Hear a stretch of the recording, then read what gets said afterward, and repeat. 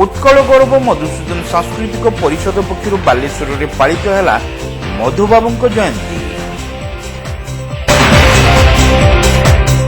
बालेश्वर उत्कल गौरव मधुसूदन सांस्कृतिक परिषद पक्षर मधुबाबू 177तम जयंती पालित हो जाएगी।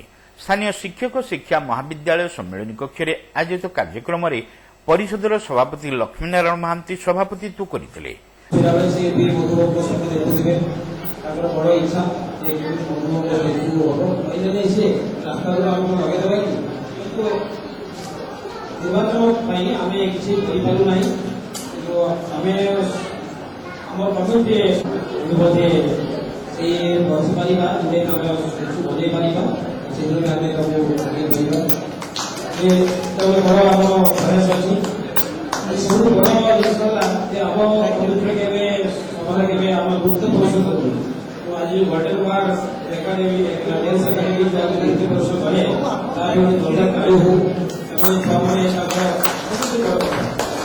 विशिष्ट साहित्यिका तथा अध्यापिका डॉक्टर कविता बारिक एथिरे मुख्य अतिथि भाव जोगदे तत्कालीन उत्कलर विकास और जनजीवन उन्नति रे मधुबाबू अवदान संपर्क में आलोकपात करते।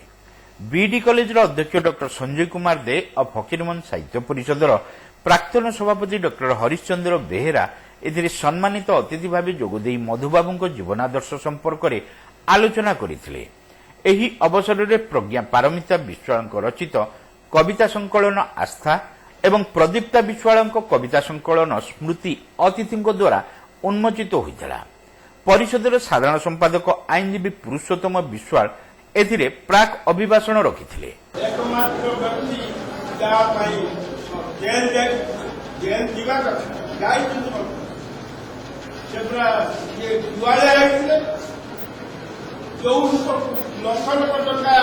रोजगार करते से दुआलिया है कापाई आपण मन मो ता तेणु जिला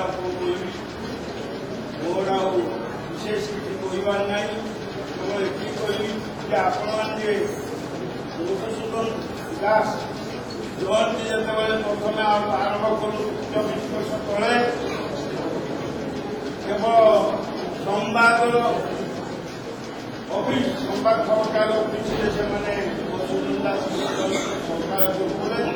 परिषदर सदस्य प्रज्ञा पारमिता विश्वाल अतिथि परिचय देथिबा बेले परिषदर सभ्य आईनजीवी तुषारकांति महापात्र अतिथि मंच आमंत्रण करते।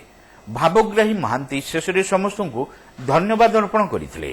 प्रारंभ में गोल्डेन बार्ड संस्था द्वारा ओडिसी नृत्य परिवेषण करा। खूब शीघ्र बालेश्वर सहर में जेकोसी स्थान में मधुबाबू पूर्णांग प्रतिमूर्ति प्रतिष्ठा हेबा नहीं सभापति एही अवसर में घोषणा करथिले।